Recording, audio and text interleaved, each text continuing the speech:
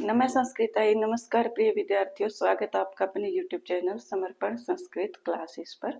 I hope आप सभी स्वस्थ होंगे और अपना अच्छे से अध्ययन कर रहे होंगे। तो जैसा कि आप सभी को पता है कि हम कर रहे हैं संधि का चैप्टर, जिसमें अभी तक हमने स्वर संधि शुरू कर रखी है और स्वर संधि के भी अलग अलग भेद हैं। जो टोटल हमें 8 भेद देखे थे, तो उसमें से हमने यण संधि कवर कर ली है और गुण संधि और अयादि संधि, ये तीनों संधियां कर ली है। अगर आपने वो क्लासेस नहीं देखी है तो आपको डिस्क्रिप्शन में लिंक मिल जाएगा, वहां से आप देख सकते हैं। उससे क्या होगा कि आपको अच्छे से समझ में आ जाएगा।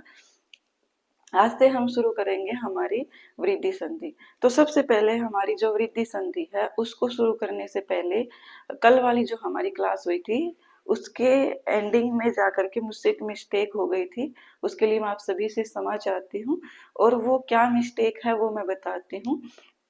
देखो, मैंने इस लास्ट सूत्र से पहले एक सूत्र करवाया था आपको, जो था हमारा वांतो ये प्रत्यय। वांतो ये प्रत्यय, ये सूत्र हमने पढ़ा था। आप सभी को मुझे पता है, जिसने क्लास देखी है उनको अच्छे से ये सूत्र याद होगा। सूत्र बोल सकते हैं हम इसको, वार्तिक भी ये बोल सकते हैं। तो ये जो वार्तिक था ये क्या कहता था कि ए हो पहले, उसके बाद में क्या हो, यह हो, तो भी हमारा क्या हो जाएगा, इसको अव आदेश हो जाएगा। यही बोला था इस सूत्र में कि ये सूत्र कैसा था, अयादि सूत्र। अयादि जो संधि थी उसमें हमने ये सूत्र पढ़ा था।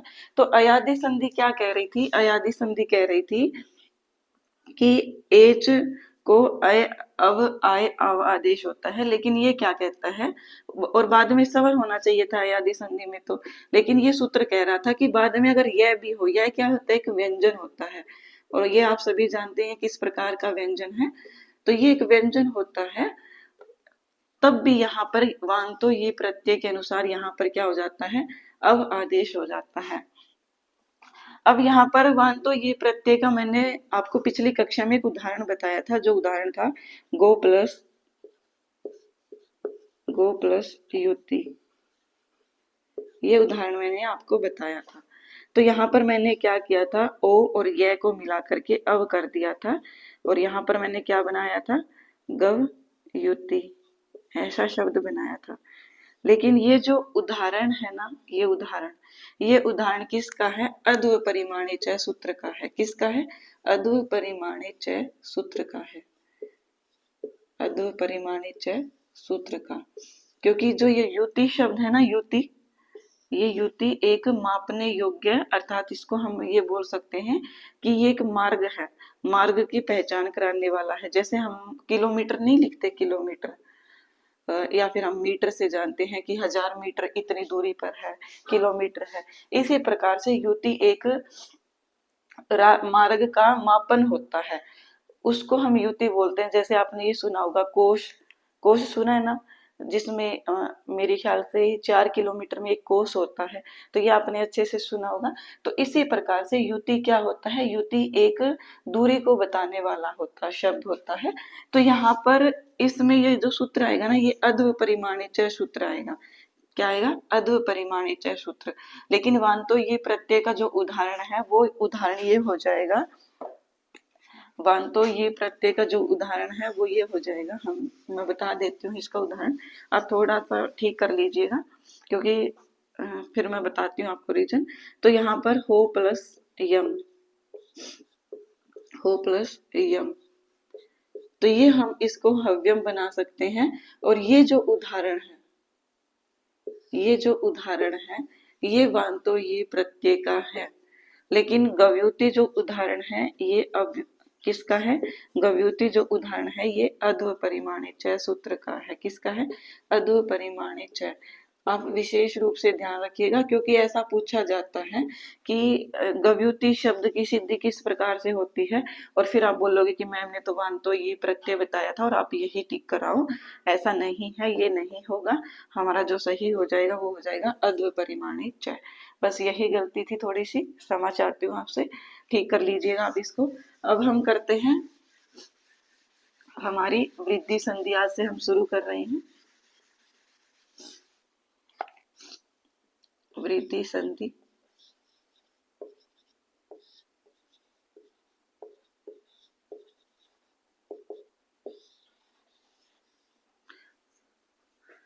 तो वृद्धि संधि में हमारा सबसे पहला सूत्र आता है वृद्धि रादैच। क्या है? वृद्धि रादैच। ये क्या करता है वृद्धि रादैच? ये एक संज्ञा सूत्र है। संज्ञा सूत्र मीन्स ये वृद्धि संज्ञा करता है। क्या करता है? यह सूत्र लिख देती हूं मैं। यह सूत्र लिख लीजिए आप भी साथ साथ। यह सूत्र वृद्धि संज्ञा करता है। और ये प्रश्न पूछे गए हैं प्रीवियस ईयर के एग्जाम में। जो गुण संज्ञा करने वाला सूत्र है वो कौन सा है और वृद्धि संज्ञा करने वाला सूत्र है वो कौन सा है, क्योंकि ये कंफ्यूजन कर देते हैं हमें। एक सूत्र और होता है वृद्धि रादैच के साथ जो होता है वृद्धि रेची। तो हम इनमें कंफ्यूज हो जाते हैं कि जो वृद्धि रेची है वो संज्ञा सूत्र है या फिर जो वृद्धि रादैच है वो संज्ञा सूत्र है। तो आपको कंफ्यूज होने की बिल्कुल भी आवश्यकता नहीं है। यहाँ पर देखिए हमने अदेंग गुणा पढ़ा था। अदेंग गुणा पढ़ा था हमने।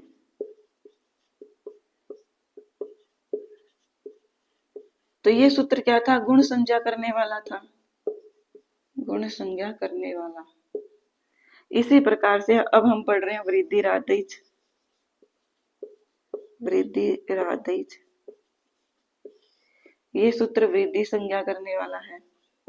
अब हम इनको याद कैसे रखेंगे? तो देखो मैं इनके जो बराबर में और सूत्र है वो और लिख देती हूँ। वृद्धि रेची और एक और हमारा आता है आद गुण है।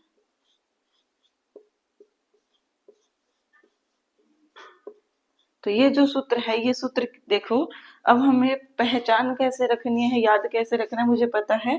जैसे ही एग्जामिनर देता है, एग्जाम में बैठते हैं हम, तो हम क्या करते हैं, भूल जाते हैं कि संज्ञा सूत्र कौन सा था और जो हमारा विधि सूत्र है वो कौन सा था। तो ये दोनों जो है ये विधि सूत्र है। अभी इनको याद किस प्रकार से रखेंगे, ये देखिए आप। यहाँ पर गुण संज्ञा सूत्र है, ये गुण संज्ञा सूत्र है। और हमने पढ़ा कि गुण संज्ञा में क्या होता है, गुण संधि में होता है कि समस्त पद के बीच में ओ या फिर ए। तो ये होता है समस्त पद के बीच में। जैसे मैंने लिखा गंगा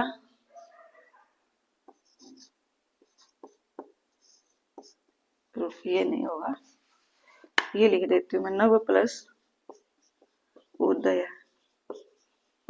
तो यहाँ पर अगर इनको मिलान करें तो नवोदय, एक ही मात्रा आपको देखने को मिल रही है।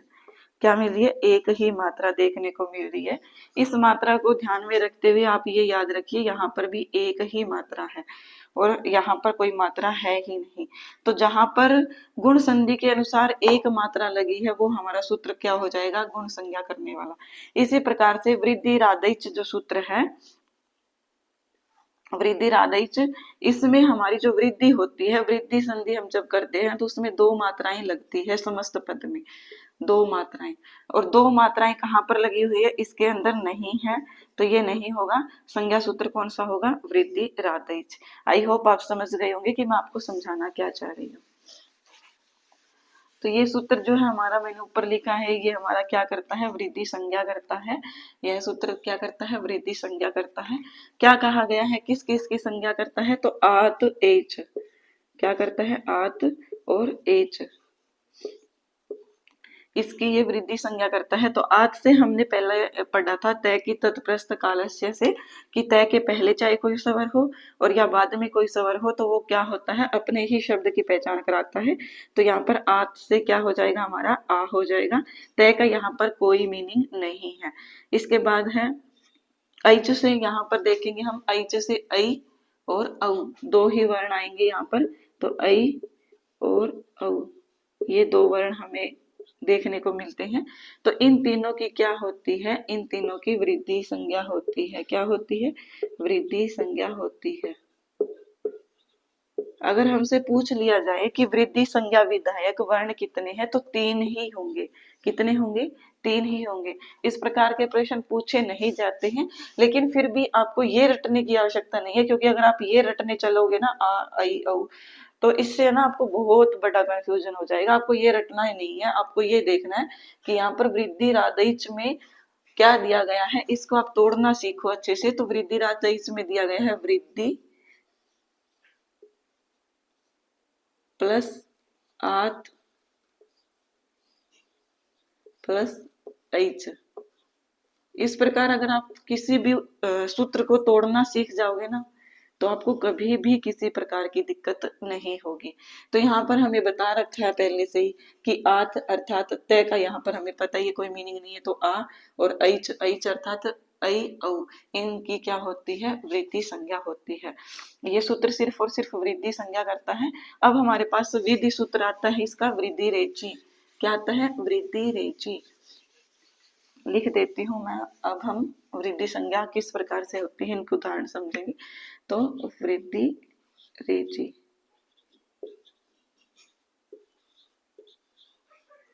ये हमारा क्या है? वृद्धि संधि विधायक सूत्र है। क्या है? वृद्धि संधि विधायक सूत्र। और आप प्लीज क्लास को शेयर अवश्य कर दिया करें, ज्यादा नहीं तो आप अपने दोस्तों में तो शेयर कर ही सकते हो। ऐसा नहीं है कि जो स्टूडेंट अपनी स्टडी कर रहा है, साथ में भी कोई बीएड कर रहा है, कोई कुछ कर रहा है, तो उनके कोई फ्रेंड्स नहीं होते, मैं तो ये मान के नहीं चलती। तो यहाँ पर आप क्लास को शेयर करना मत भूलिएगा। आप सभी के लिए मैं इतनी मेहनत करती हूँ, और फिर व्यूज आते हैं आपके सिर्फ और सिर्फ पूरे दिन में 100, 150, 200। और एस्टेट करने वाले कम से कम, एस्टेट की तैयारी करने वाले कम से कम 15 से 20 हजार कैंडिडेट होंगे, लेकिन आप उन तक क्लास पहुंचाते ही नहीं हो। अब मैं तो इतना कर नहीं सकती कि मैं सभी के पास भेजूं। आप सभी जो है हमारा सपोर्ट कर सकते हो, तो आप प्लीज क्लास को शेयर करना मत भूलिएगा। क्लास को देखे या ना देखे वो अलग बात है, लेकिन आप स्पेशल अपने फ्रेंड्स के पास शेयर करोगे तो वो जरूर देखेंगे, मुझे इतनी उम्मीद है। क्योंकि फ्रेंड जो होते हैं वो कभी भी ये नहीं सोचते कि मेरी फ्रेंड ने मेरे लिए कुछ गलत भेजा है, या मेरे दोस्त ने मेरे लिए कुछ गलत भेजा होगा, कुछ अच्छा है इसीलिए भेजा होगा। और ये बात आपको बताने की नहीं होती है। मैं इतनी मेहनत कर रही हूँ, इतना अच्छा आपको कंटेंट दे रही हूँ, आप सब कमेंट भी करते हो कि मैम इतना अच्छा आप करवाते हो। तो इससे अच्छा है कि आप मुझे कमेंट करके बताओ, इससे अच्छा है कि आप ज्यादा से ज्यादा क्लास को शेयर करो और कमेंट करके भी बताओ, ताकि मुझे भी थोड़ा सा मोटिवेशन मिलता रहे। मुझे ऐसा लगने लग जाता है कभी कभी कि आप सभी को जो है मेरी क्लास समझ में ही नहीं आ रही है, इसीलिए आप ना तो किसी के पास शेयर करते हो, ना ही कमेंट करके बताते हो, ना ही लाइक करते हो। आप आते हो, देख करके चले जाते हो। तो ऐसा आपको बिल्कुल भी नहीं करना है, क्योंकि मैं जो क्लास बना रही हूँ आप सभी के लिए ही बना रही हूँ, अपने लिए नहीं बना रही। अगर अपने लिए बनानी होती तो मैं क्लास रिकॉर्ड करने के लिए बोर्ड वगैरह क्यों रखती, मैं तो सीधा अपना कॉपी उठाती और पढ़ लेती। इसलिए प्लीज थोड़ा सा सपोर्ट कीजिए। यहाँ पर हमारी वृद्धि संधि विधायक सूत्र है ये। अब इसका अर्थ क्या है वृद्धि रेची का? तो यहाँ पर क्या बोला गया है, इसका अर्थ हम देख लेते हैं। वृद्धि रेची, रेची मीन्स की वृद्धि यहाँ पर विसर्ग है, और विसर्ग का यहाँ पर रह हो गया, और Aichi, Aichi, Aichi, Aichi means क्या होता है यहाँ पर कि ऐची क्या होता है यहाँ पर? ए, ये इस प्रकार से होगा हमारा ए आ प्लस में हमारे पास क्या होना चाहिए? ए ओ, ए हो, या फिर ओ हो, या फिर आई, या फिर औ। तो हमारी क्या हो जाएगी? वृद्धि संधि हो जाएगी। जैसे मान लीजिए मैं एक एग्जांपल लेती हूँ, आ से मैं एग्जांपल उठाती हूँ, गंगा प्लस, और ओ से एग्जांपल उठाते हैं ओग है, गंगा प्लस ओग है। तो यहाँ पर आप सभी को पता है आ यहाँ पर पहले है, और दूसरे पद में क्या है? ओ है। दूसरे पद में क्या है, ओ है, तो ये हमारा क्या बन जाएगा, गंगोग है। क्या बन जाएगा, गंगोग है। क्या बन जाएगा हमारा, गंगोग है बन जाएगा। इसके बाद एक आध उदाहरण और देखती हूँ मैं। जैसे उदाहरण है हमारे पास कृष्ण प्लस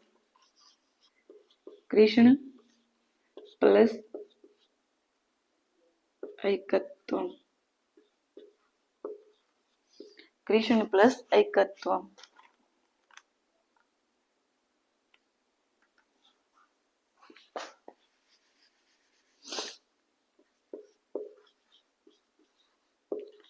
तो यहाँ पर हमारे पास क्या है, ए है, ये देखो ए, और पहले क्या है, ए, तो ए प्लस ए मिला करके क्या हो जाता है, ऐ हो जाता है। क्या हो जाता है, ऐ। और इसका रूप क्या बन जाएगा हमारा, कृष्णैक्तवम। क्या बन जाएगा, कृष्णैक्तवम। ये हमारा क्या बन जाएगा, समस्त पद बन जाएगा। सबसे पहले आपको पहचान क्या करनी है इस संधि की, आई होप आपको दिख रहा होगा, ये दिख रहा है। तो इसकी जो पहचान है ना वृद्धि संधि की, वो मैं वैसे आपके लिए एक शॉर्ट ट्रिक वाली संधि की पूरी वीडियो लेकर के आऊंगी, जिसमें आपको ये पहचान हो जाएगी कि जो हमारी संधि है वो किस प्रकार से है।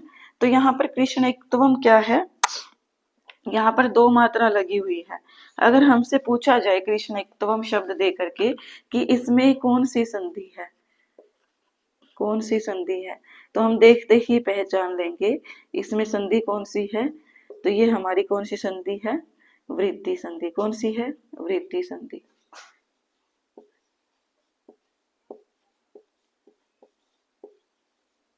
क्या हो जाएगा हमारा, वृद्धि संधि हो जाएगा।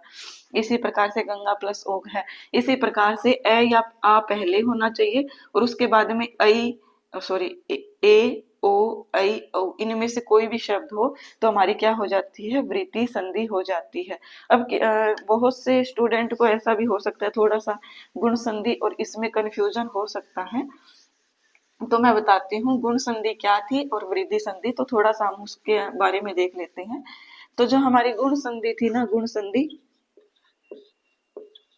इसमें क्या था, इसमें हमें क्या करना था, ए के बाद, ए या आ के बाद क्या था, ई उ री री, इनके दीर्घ भी थे। तो इनको क्या कर रहे थे, हम ए बना रहे थे, तब हमारा गुण हो रहा था। लेकिन जो वृद्धि संधि है, वृद्धि संधि, उसमें हमारा क्या हो रहा था, वृद्धि संधि में हमारे पास पहले तो ए और आ ही है, लेकिन प्लस में क्या है हमारे पास, ई उ री री नहीं है, हमारे पास है ए ओ ऐ और औ। ये होने चाहिए उत्तर पद में, ये चीजें होनी चाहिए, तभी हमारी वृद्धि संधि होगी।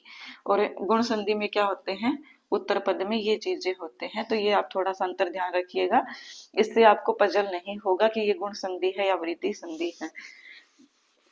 चलिए अब हम अगला सूत्र देखते हैं वृद्धि संधि का, जो स्पेशल हमारे सिलेबस में भी मेंशन करके दिया गया है। क्या है, एते धत्युष्टु, एते धत्युष्टु। क्या है ये, एते धत्युत्सु।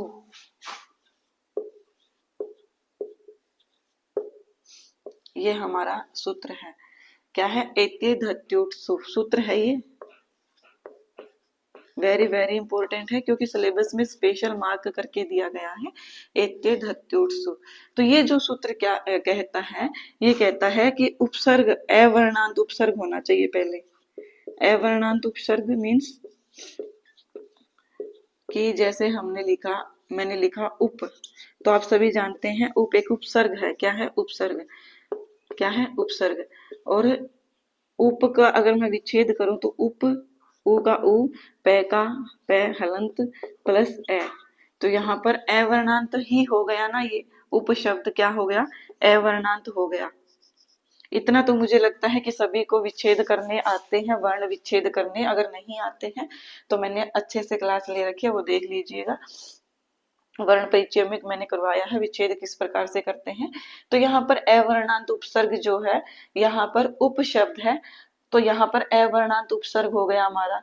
इसी प्रकार से मैं लेती हूँ अगर प्र उपसर्ग, प्र उपसर्ग है हमारा, तो प्र भी कैसे बनता है, प हलंत होता है, फिर र हलंत हो गया और फिर ए। अब आप बोलोगे कि मैम ये प्र के अंदर रे तो इसके नीचे दिया गया है, तो ये रे तो पूरा का पूरा कैसे हो सकता है, ये तो हलंत होता है। लेकिन ऐसा नहीं होता, ये जो रे होता है, ये रे हमेशा बड़ा ही होता है, अर्थात पूरा होता है, स्वर इसमें मिला हुआ होता है। और जिसके नीचे ये लगा हुआ होता है वो अक्षर आधा होता है। तो यहाँ पर आधा अक्षर कौन सा है, यहाँ पर आधा अक्षर है प। कौन सा है, प। और अगर मैं इसको ऐसे लिख दूं, जैसे मैंने लिखा कर्म, कर्म, तो यहाँ पर आधा अक्षर कौन सा है, यहाँ पर आधा अक्षर हो जाएगा हमारा रे। क्या हो जाएगा, रे। जैसे मैंने लिखा कै प्लस ए प्लस रे प्लस मैं प्लस ए। तो यहाँ पर हमारा रे जो है, रे ये आधा अक्षर है, लेकिन यहाँ पर हमारा प्र के अंदर रे आधा अक्षर नहीं है, रे हमेशा पूरा होता है। जो नीचे वाला रे होता है ना, वो चाहे किसी के अंदर हो, चाहे मैंने ऐसे लिख दिया, तो ये हमेशा पूरा ही होता है, कभी भी आधा नहीं होता। और आपने वो भी देखे होंगे बहुत बार, जैसे द शब्द है उसके नीचे ऐसे लगा दिया जाता है, गंगा शब्द है उसके नीचे ऐसे लगा दिया जाता है। तो ये जितने भी नीचे वाले अक्षर होते हैं ना, ये हमेशा पूरे होते हैं, इनके अंदर स्वर जुड़ा हुआ होता है, कभी भी आधे नहीं होते हैं। आई होप आप समझ गए होंगे। तो ये भी हमारा क्या है, प्र उपसर्ग जो है, ये भी क्या है, अवर्णांत है, अवर्णांत। अब हमने उपसर्ग तो समझ लिए कि अवर्णांत कौन कौन से हैं। तो यहाँ पर क्या है, उप उपसर्ग होना चाहिए और प्र उपसर्ग होना चाहिए, प्लस में क्या होना चाहिए हमारे पास, एति। क्या होना चाहिए, एति, एति और एदति और ऊठ। क्या होना चाहिए, ऊठ, ऊठ ही होता होगा, एति एदते, उह होता है, सॉरी, उह, उह हो जाएगा हमारा। तो ये जो है, अर्थात तो पहले पद में हमारे पास उपसर्ग होने चाहिए, उप और प्र। उसके बाद हमारे उत्तर पद में कोई भी हो सकता है, एते भी हो सकता है, एदते भी हो सकता है और उह भी हो सकता है। तो इनको भी इस सूत्र से क्या हो जाएगी, वृद्धि संधि हो जाएगी। क्या हो जाएगी, वृद्धि संधि हो जाएगी। अब मैं आपको इनका एक एक उदाहरण बता देती हूँ जो हमारी कौमुदी के अंदर है। तो सबसे पहले हमारे पास है उप प्लस एति। क्या है, उप प्लस एति। तो ये जो सूत्र है ये क्या कहता है, यहाँ पर क्या हो जाएगा, अंत में ही क्या है हमारे पास, ए और ये ए। तो इन दोनों के मिलाकर के क्या बन जाएगा हमारे पास, ऐ बन जाएगा। क्या बन जाएगा, ऐ बन जाएगा। तो यहाँ पर मैं क्या लिख देती हूँ, उपैति। क्या लिख देती हूँ, उपैति। तो ये हमारी क्या हो जाएगी, वृद्धि संधि। वृद्धि संधि हमारी हो गई है। इसी प्रकार से हम एदते का देखते हैं। तो उप प्लस एदते, क्या है, उप प्लस एदते। तो यहाँ पर अंत में ए है और इसी प्रकार से यहाँ पर ए है। इन दोनों को अगर हम मिलाएंगे तो ऐ बन जाएगा। और क्या बन जाएगा रूप हमारा, उपैदते। क्या बन जाएगा, उपैदते। ये हमारा रूप बन जाएगा। आई होप आप समझ गए होंगे उपैदते किस प्रकार से बना है।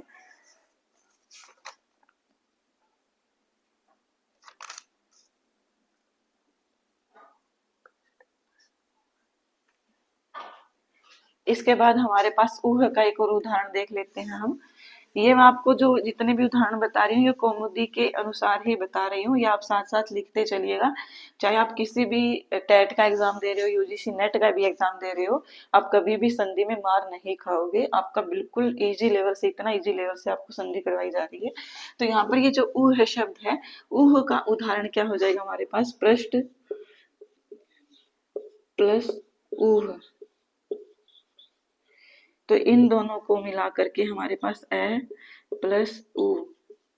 तो यहाँ पर हमारी गुण संधि क्या कहती है कि इनको क्या होना चाहिए, ओ होना चाहिए, लेकिन यहाँ पर ओ नहीं होगा, यहाँ पर क्या होगा, औ। क्या होगा, औ। वृद्धि संधि हो जाएगी तो यहाँ पर पृष्ठोह बन जाएगा। क्या बन जाएगा, पृष्ठोह बन जाएगा। यह विशेष रूप से ध्यान रखिएगा। यह हमसे प्रश्न में पूछा जा सकता है कि पृष्ठोह शब्द दे दिया जाए तो हम देखते ही पहचान लेंगे कि इसके अंदर संधि कौन सी है, इसके अंदर वृद्धि संधि है।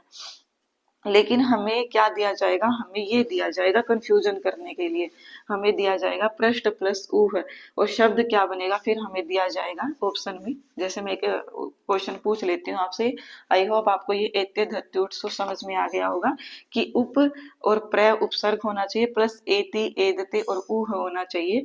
तो इनको हम इस प्रकार से बना सकते हैं, ऐसे शब्द बनते हैं और वृद्धि संधि इनकी हो जाती है।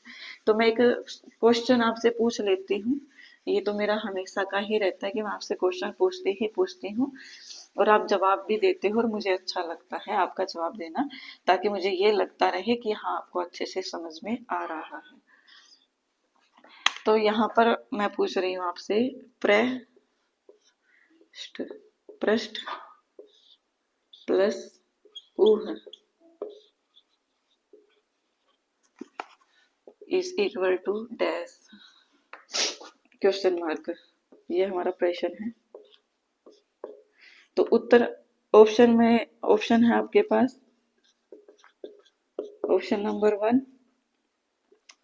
पृष्ठोह है,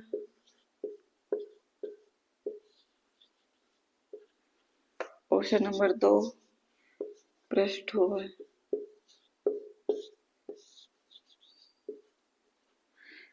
पृष्ठ प्लस ऊ है, पृष्ठ प्लस ऊ है, पृष्ठो है और पृष्ठो है। तो ये आप साथ में लिख करके दीजिएगा, बस 2 ही ऑप्शन बहुत है आपके लिए कि ये जो हमारी इसमें, और ये भी बता दिएगा साथ में इसमें संधि कौन सी है। आई होप आपको ये समझ में आ गया होगा। वृद्धि संधि के मुझे लगता है इतने ही हमारे उदाहरण है। अब हमारी आती है दीर्घ संधि। क्या है, दीर्घ संधि अब हमारी शुरू हो जाती है। वृद्धि संधि हमारी कंप्लीट हो चुकी है। दीर्घ संधि,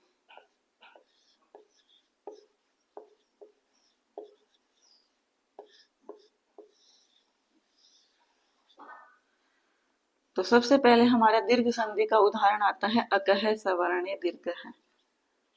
अकह, सॉरी उदाहरण नहीं है, सूत्र है, अकह सवर्णी दीर्घ है।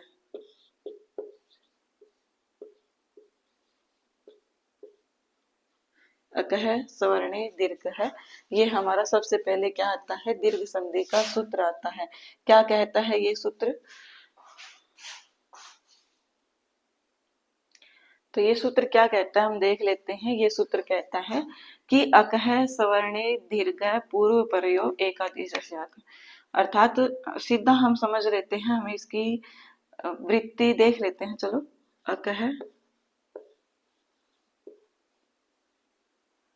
क्या है वृत्ति, अकह सवर्णे अचि परे, अकह सवर्णे अचि परे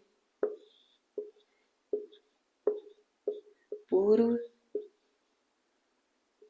प्रयोग एकादेश, पूर्व प्रयोग एकादेश शाट। थोड़ा बहुत शब्द इधर उधर हो सकते हैं, लेकिन आपको माइंड नहीं करना है, क्योंकि मैं आपको जो समझाना चाह रही हूँ सिर्फ आप उसको ध्यान दीजिए। मुझे पता है बहुत से बच्चों का काम यही होता है कि वो बैठ करके टीचर की गलती ही देखते रहे, लेकिन हो जाता है कभी कभी टीचर से भी गलती, तो आप उसको माइंड मत कीजिएगा। पहले आप अर्थ को समझिए, अर्थ अगर समझने में कोई दिक्कत हो रही है तो फिर आप कहिएगा। तो यहाँ पर हमारा क्या कहता है ये सूत्र कि अकह सवर्णे अचि परे पूर्व परयो दीर्घे, सॉरी यहाँ पर हो जाएगा हमारा पूर्व परयो दीर्घे, पूर्व परयो दीर्घे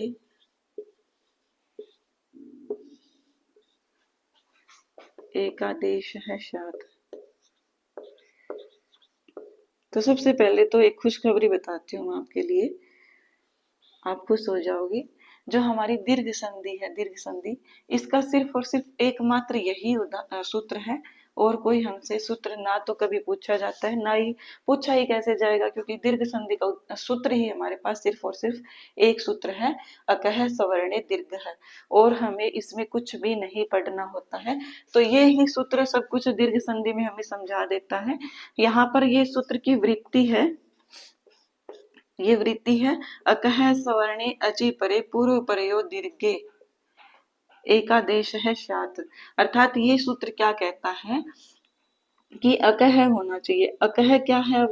अब है अकह, यहाँ पर ये देखो हमारा ए ई उ री री, तो यहाँ पर कौन कौन से अक्षर हो जाएंगे? ए ई उ री लरी, तो ये हमारा क्या हो जाता है? ए ई उ री लरी, ये हमारा हो जाता है अकह। क्या हो जाता है? अकह में इनकी गणना की जाती है। अकह क्या है? एक प्रत्याहार है यहाँ पर अकह। उसके बाद सवर्णे, सवर्णे मीन्स कि समान वर्ण आने पर, क्या आने पर? समान वर्ण, समान वर्ण होने पर, क्या होने पर? समान वर्ण होने पर क्या हो जाता है? पूर्व पर, पूर्व अर्थात पहले शब्द के ए को, और पर अर्थात दूसरे शब्द के ए को क्या हो जाता है? दीर्घ, दीर्घ एकादेश हो जाता है। क्या हो जाता है? दीर्घ हो जाता है।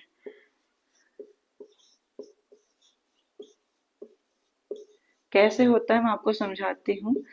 जैसे मैंने लिखा, ये आप लिख लिए होंगे, मैं इसको थोड़ा सा इरेज कर देती हूँ। वृत्ति समझ में आ गई क्या? देखो, अकह जो होता है, अकह मीन्स होता है कि ए ई उ री लरी, उसके बाद सवर्णे, सवर्णे मीन्स कि जो हमने यहाँ पर अकह लिखी है उसके ही समान वर्ण। तो ये आप लिख लीजिए, फिर मैं आपको समझाती हूँ। जैसे मैंने यहाँ पर अकह लिखा, तो उसके ही समान वर्ण क्या है? इसके ही समान वर्ण अलग अलग लिखती हूँ मैं। जैसे जैसे मैंने लिखा ए प्लस ए, यहाँ पर पहला पद भी ए है, दूसरा पद भी हमारा क्या है? ए, तो दोनों मिलाकर के क्या हो जाएंगे? आ हो जाएंगे। क्या हो जाएंगे? आ। इसी को हम क्या कहते हैं? हमारी दीर्घ संधि कहते हैं। बहुत बहुत आसान है, सबसे आसान संधि यही है। यही नहीं समझ में आएगी तो कुछ भी नहीं आता। फिर इसके बाद हमारे पास ई प्लस ई, तो ये हमारे किस में बदल जाएगी? दीर्घ ई में। किस में बदल जाएगी? दीर्घ ए में। यहाँ पर ये जरूरी नहीं है कि सिर्फ हमारे पास छोटे ही अक्षर हो ए, हमारे पास ऐसा भी हो सकता है आ प्लस ए, या फिर ऐसा भी हो सकता है आ प्लस आ। तो ये आप अपने आप से ग्रहण कर लीजिएगा, तो ये आ ही शेष बचेगा। ये अपने आप से ग्रहण कर लीजिए, क्योंकि आप सभी को पता है आ प्लस आ मिलकर के आ नहीं बन जाते, आ ही बनता है। जैसे पा प्लस पा मिलकर के आप कहीं पापा बना दो, ऐसा नहीं होता है। और ये पा प्लस पा मिलकर के पापा बन भी सकते हैं, क्योंकि यहाँ पर पहले व्यंजन है, लेकिन आ प्लस आ मिलकर के आ नहीं बन सकते हैं। क्या नहीं बन सकते? आ नहीं बन सकते, क्योंकि यहाँ पर पहले भी स्वर है, यहाँ पर भी स्वर है, तो यहाँ पर सिर्फ और सिर्फ आ ही बनेगा दीर्घ संधि के अंदर। तो ये आप अपने आप से देख लीजिएगा। यहाँ पर बड़ी ई भी हो सकती है, दोनों ई भी बड़ी हो सकती है, एक ई भी बड़ी हो सकती है, इधर वाली ना होकर के इधर वाली भी हो सकती है। तो ये आप देख लीजिएगा। लेकिन वर्ण कैसे होंगे? समान ही होंगे। ऐसा नहीं होगा कि ए के बाद ई दे दिया जाए। ए के बाद अगर ई दे दी तो वो हमारी गुण संधि हो जाएगी। क्या हो जाएगी? गुण संधि। दीर्घ संधि क्या होती है कि अक्षर समान ही होने चाहिए, फिर वो आ बड़ी ई ऐसा हो सकता है। इसके बाद है ऊ, तो ऊ के बाद ऊ ही आने पर हमारा क्या बदल जाता है? बड़े ऊ में बदल जाता है। फिर है री, री प्लस री, ये किस में बदल जाएगी? बड़ी री में। क्या बन जाएगा? री बन जाएगी। इस प्रकार से बड़ी री लिखी जाती है हमारी। और फिर हमारी री प्लस लरी, तो ये हमारी किस प्रकार से बन जाएगी? इस प्रकार से लिखी जाएगी लरी। तो ये शब्द हमारे बनेंगे। यही ये हमारी वृत्ति कहती है कि अकह, ये सभी हमारी क्या है? अकह के अंदर आते हैं। और सवर्णे, सवर्णे अर्थात सभी के समान वर्ण होने चाहिए। ये सभी समान वर्ण है, ए ई उ री लरी। तो फिर क्या हो जाएगा हमारा? पूर्व पर, पूर्व पर मीन्स कि ये पूर्व वाला और ये पर वाला, इन दोनों को मिलाकर के दीर्घ एक आदेश हो जाएगा।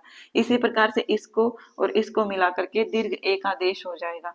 उ पर, पूर्व और पर, इन दोनों को मिलाकर के दीर्घ एक आदेश हो जाएगा। री री, इन दोनों को मिलाकर के री एक आदेश हो जाएगा। री री, इन दोनों को मिलाकर के री एक आदेश हो जाएगा। थोड़ा सा इनकी साउंड चेंज हो जाती है, जैसे री हम इसको सीधा बोलते हैं री, तो इसको बोलते हैं री, इसी प्रकार से री। तो ये आप ध्यान रखिएगा। अब हम इनके उदाहरण देखते हैं, क्या है इनके उदाहरण देखते हैं हम।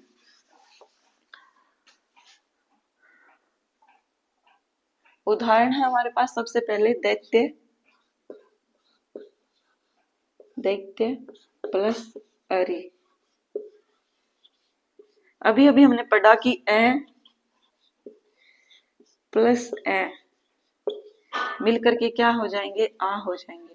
तो अब हमारा रूप जो है वो क्या बन जाएगा, हमारा रूप बन जाएगा दैत्यारी। क्या बन जाएगा, दैत्यारी। दीर्घ संधि जितनी आसान है ना, इतनी कोई भी संधि हमारी आसान नहीं है। तो मुझे लगता है कि ये आपको समझ में आ गया होगा। एक उदाहरण और देख लेती हूँ मैं। जैसे मैंने लिखा विष्णु, विष्णु प्लस उदय, तो यहाँ पर आप देख सकते हैं ऊ है, ऊ है, इन दोनों को मिलाकर के मैंने बना दिया बड़ा ऊ। क्या बना दिया, बड़ा ऊ। तो अब यहाँ पर हमारा क्या बन जाएगा, विष्णुदय बन जाएगा। क्या बन जाएगा, विष्णुदय। आई होप आप सभी समझ गए होंगे, आपको अच्छे से दिखाई भी दे रहा होगा। तो चलिए अब हम अपनी दीर्घ संधि को यहीं पर समाप्त करते हैं। दीर्घ संधि का सिर्फ एक ही सूत्र है, मुझे लगता है कि आपको अच्छे से समझ में आ गया है। अब हम करते हैं हमारी दूसरी, आज की क्लास की तीसरी संधि, जिसका नाम है हमारा, क्या है, जिसका नाम हमारा पूर्व रूप संधि हम करते हैं। तीसरी संधि हमारी क्या है, पूर्व रूप संधि, पूर्व रूप संधि। पूर्व रूप संधि, पूर्व रूप संधि में हमारा सबसे पहले सूत्र आता है एंग पदांता। क्या है, एंग है पदांता, क्या है, पदांत दति, पदांता दति। तो ये जो सूत्र है ये क्या कहता है, ये जो सूत्र है ये क्या कहता है कि पद के अंत में क्या होना चाहिए, हमारे पास एंग होना चाहिए। क्या होना चाहिए, एंग। एंग मीन्स एंग में क्या क्या आएंगे, ए और ओ। क्या आएंगे, ए और ओ, ये हमारे पास क्या आएंगे, एंग के अंदर आएंगे। क्या आएंगे, एंग के अंदर। और ये क्या हाँ होना चाहिए, ये होने चाहिए पद के अंत में। पद के अंत में कहाँ पर होंगे, पूर्व पद में ही होंगे, तभी पद के अंत में हो सकते हैं। अब मान लीजिए मैंने लिख दिया यहाँ पर कोई भी शब्द लिख लीजिए, जैसे मैंने लिख दिया भव प्लस, और ये जो मैंने है पद के अंत में दूसरे शब्द के लगा दिया। कहाँ पर लगा दिया, भव प्लस नवे, नवे। तो यहाँ पर हमारी संधि का कोई मीनिंग नहीं रह जाता है, कोई मीनिंग नहीं रह जाता है, क्योंकि यहाँ पर ए नहीं होना चाहिए। ए कहाँ पर होना चाहिए, यहाँ पर पद के अंत में। यहाँ पर संधि का कोई मीनिंग नहीं होता, संधि का मीनिंग होता है बीच वाले के ही अंदर, जहां पर प्लस का निशान शुरू हो रहा है उसके शुरुआत में, मतलब कि प्लस वाले निशान के पहले और प्लस वाले निशान के बाद वाले, उन्हीं की संधि होती है। यहाँ पर इनका कोई मीनिंग नहीं होता है। तो आपको इस चीज में कंफ्यूज नहीं होना कि पद के अंत में पहले पद के होगा या बाद वाले। तो पद के अंत में अर्थात शुरुआत वाले पूर्व पद के अंदर पद के अंत में क्या होना चाहिए, अत। अत हमने सभी जाना कि अत हमारा क्या होता है, अत जो है हमारा तत्प्रस्त कालस्य सूत्र से तय का, इसमें यहाँ पर कोई मीनिंग नहीं है, ये सिर्फ और सिर्फ ए की ही पहचान कराता है। तो यहाँ पर आप सभी समझ गए होंगे। तो ये हमारी किस में बदल जाती है, पूर्व रूप संधि में बदल जाती है। जैसे मान लीजिए मैंने एक उदाहरण लिख दिया है यहाँ पर पूर्व रूप संधि का, जैसे मैंने लिखा हरे प्लस अव, हरे प्लस अव। तो यहाँ पर आप सभी देख सकते हैं ये हमारा ए है और ये भी हमारा क्या है, ए है, क्या है, ए है। और इसके बाद क्या है हमारा ए, दूसरे पद में हमारा क्या होना चाहिए, ए। तो यहाँ पर ए को हम इस प्रकार से लिख सकते हैं, ए प्लस और ए। तो इन दोनों को मिला करके क्या हो जाता है, हमारा पूर्व रूप एकादेश हो जाता है और ये अवग्रह में बदल जाता है। किस में बदल जाता है, पूर्व रूप एकादेश नहीं होता, पूर्व रूप संधि हो जाती है। तो ये हमारा किस में बदल जाता है, हरे अव में। किस में बदल जाएगा, हरे अव में। किस में बदल जाएगा, हरे अव में बदल जाएगा। ये अव के ऊपर ये जो मैंने अव लिखा है, ये ऐसा मत समझ लीजिएगा, ये अवग्रह का चिन्ह होता है और अवग्रह के ऊपर कभी भी हम शिरोरेखा नहीं लगाते हैं। तो ये हमेशा ऐसे लिखा जाता है। ये आप अच्छे से ध्यान रखिएगा कि जो संस्कृत के विद्यार्थी है उनको ये पता होना चाहिए। मैं जैसे आपको क्लास करवाती हूँ तो थोड़ी सी मुझसे गलती हो सकती है, क्योंकि मैं फटाफट साथ में बोलने का कार्य भी करती हूँ तो साथ में लिखने का भी। लेकिन जब भी आप लिखो और आपसे कोई बोले कि आप ये शब्द लिख करके बताइए, बहुत से होते हैं टीचर, जैसे क्लास में आकर के कोई बड़े टीचर होते हैं जो हमारे जैसे कोई यूनिवर्सिटी के बड़े टीचर लेक्चर देने के लिए आ जाते हैं, वो बोलते हैं कि आपको संस्कृत का अगर अच्छे से ज्ञान है तो आप बताइए कि संधि को क्या, जो संधि शब्द है उसको किस प्रकार से लिखते हैं। तो आप जो है संधि शब्द को क्या करते हो, संधि लिख करके ऐसे और पूरा का पूरा इसको कवर कर देते हो, और वो यही देखना चाहता है कि आपको शिरोरेखा का ज्ञान है कि नहीं है। तो संधि जो है कभी भी ऐसे नहीं लिखा जाता है, ऐसे नहीं लिखा जाता है, ये गलत होता है। सिरोरेखा का हमें अच्छे से ध्यान होना चाहिए। तो संधि लिखा जाएगा हमारा ऐसे, जिसपे हम मात्रा यहाँ से लेकर के यहाँ तक लगाएंगे, इसके ऊपर नहीं लगाएंगे। अर्थात जो कोई भी चीज मुड़ी हुई होती है उसके ऊपर, चाहे वो थय हो, तो उसके ऊपर यहाँ तक मात्रा नहीं लगेगी, सॉरी शिरोरेखा नहीं लगेगी, सिर्फ और सिर्फ यहाँ तक लगेगी। तो ये आप अच्छे से ध्यान रखिएगा। इसी प्रकार से यहाँ पर हरे अव है जो, तो ये जो हमारा है ये क्या है, एक अवग्रह है, और अवग्रह के ऊपर कभी भी शिरोरेखा नहीं लगती है। तो ये आप हरे अव शब्द इस प्रकार से बनाना सीख गए होंगे, मुझे पूरी पूरी उम्मीद है, क्योंकि मैंने आपको इतने अच्छे से अभी समझाया है तो मुझे नहीं लगता कि कहीं पर भी आपको कठिनाई हुई होगी।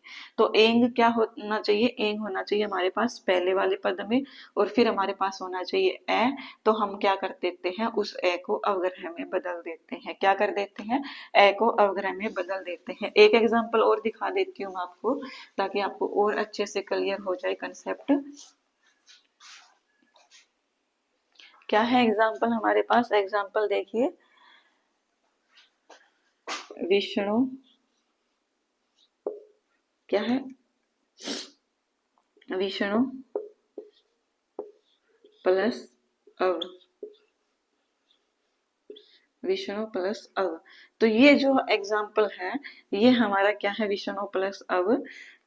ये क्या करता है, विष्णु प्लस अव जो है ये क्या कर देता है, इसको ए को जो है, यहाँ पर ओ है,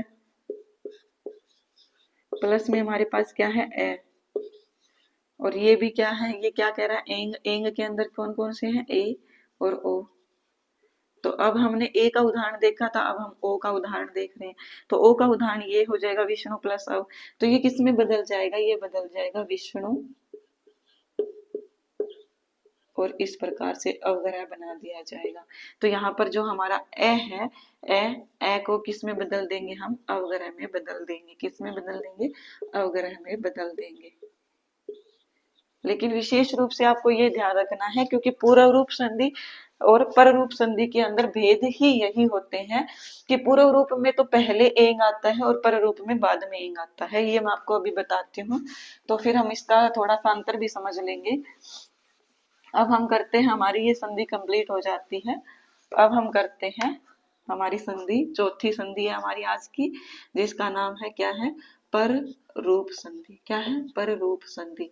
फिर हमारी लास्ट संधि बचती है जो है हमारी प्रकृति भाव संधि। प्रकृति भाव संधि के अंदर बहुत सारे सूत्र पढ़ने हमें पड़ेंगे, तो हम वो कल की क्लास में करेंगे, आज की क्लास में हम नहीं करेंगे। थोड़ा सा आपके लिए संधि जो है वो थोड़ी सी लेंथी हो सकती है, लेकिन आपको करवाऊंगी इतने बेस्ट तरीके से, इतने अच्छे से कि आप कभी भी संधि को भूलोगे नहीं। तो ये जो है हमारी ये पररूप संधि है। पररूप संधि का हमारा उदाहरण जो सूत्र है वो है एंगी, क्या है सूत्र? एंगी, एंगी पररूपम, पररूपम, एंगी पररूपम। तो ये पररूप संधि है, ये क्या कहती है हमारी एंगी पररूपम कि पररूपम अर्थात दूसरे रूप में एंग होना चाहिए, दूसरे रूप में एंग होना चाहिए। मीन्स कि एंग में हमारे पहले अक्षर देखते हैं तो क्या क्या आएगा? ए और ओ। और पहले हमारे पास क्या होना चाहिए? पहले हमारे पास होना चाहिए ए। क्या होना चाहिए? ए प्लस में ए ओ। और जो हमारी पूर्व रूप संधि थी उसमें क्या था? देखो मैं थोड़ा सा डिफरेंस फिर बताऊंगी, चलो एक बार पहले पर रूप समझते हैं। तो ए के बाद हमारे पास ए और ओ हो तो ये क्या हो जाती है? पररूपम हो जाती है। क्या हो जाती है? पररूपम होती है। पररूपम मीन्स की उसी के अनुसार हो जाती है, जैसे मैंने लिखा प्रे प्लस एजते। क्या है? प्रे प्लस एजते। तो यहाँ पर जो है हमारी ए को खत्म कर करके एक को पररूप कर दिया जाता है, पररूप एक आदेश हो जाता है यहाँ पर। तो यहाँ पर हमारा क्या बन जाता है? प्रेजते। क्या बन जाता है? प्रेजते। क्या बन जाता है? प्रेजते बन जाता है। यहाँ पर हमारे पास ए है और यहाँ पर हमारे पास ए है, इन दोनों को मिला करके एक आदेश हो जाता है, तो हमारे पास सिर्फ और सिर्फ ए शेष बचता है। और हमारी जो वृद्धि संधि है वो संधि क्या करती है?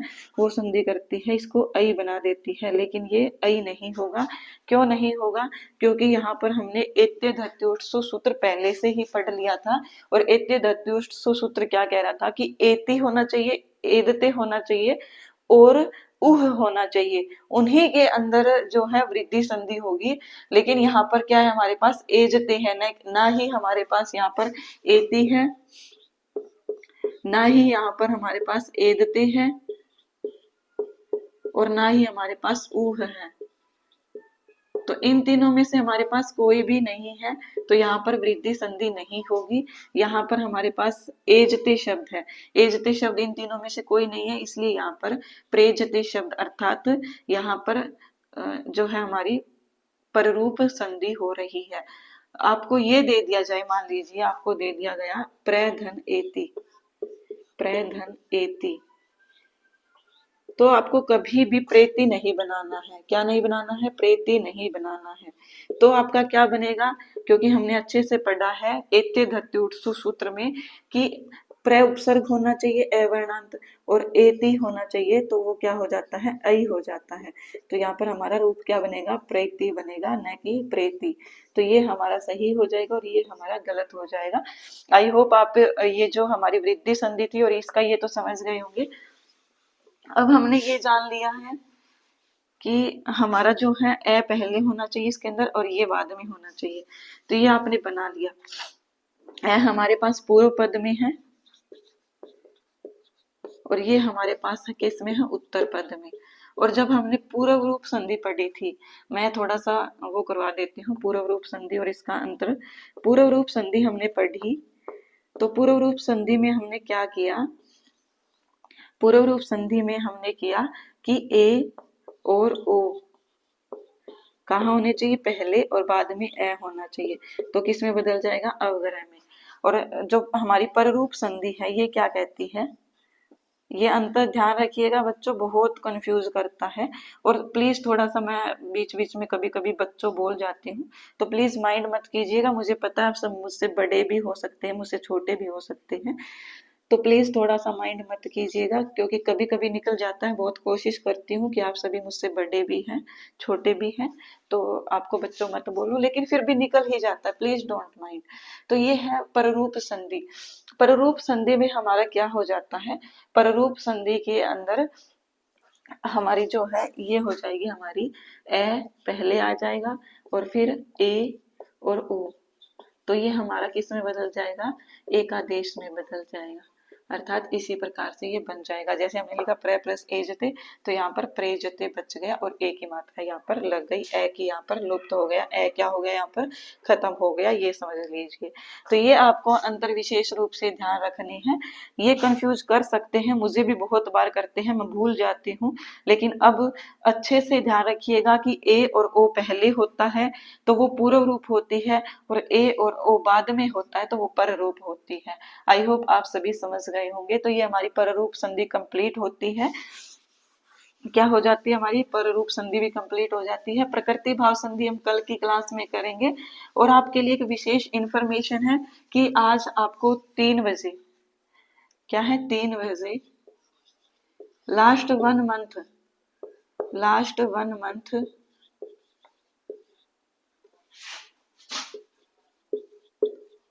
क्या स्ट्रेटजी रहेगी आपकी तैयारी करने की, वो आपको करवाई जाएगी।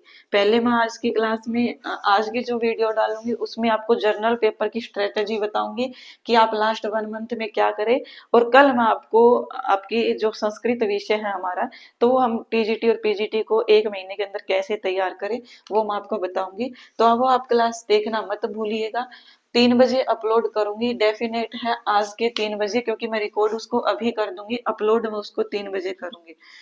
और उस दिन एक बच्ची कमेंट कर रही थी, एक लड़की, कि मैम आपने जो 2 बजे वाली क्लास के लिए बोला था वो आपने दी क्यों नहीं।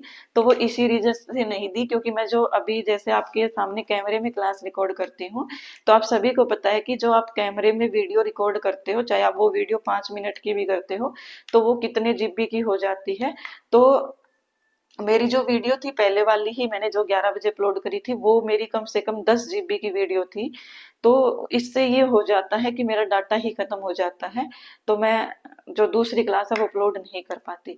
लेकिन आज मैं जो है लाइब्रेरी जा करके स्पेशल अपलोड करके आऊंगी, लेकिन वो आपके लिए 3 बजे जो आपकी क्लास है वो आपके लिए जरूर जरूर अपलोड होगी। और प्रकृति भाव संधि ही हमारी शेष रहती है स्वर संधि के अंदर।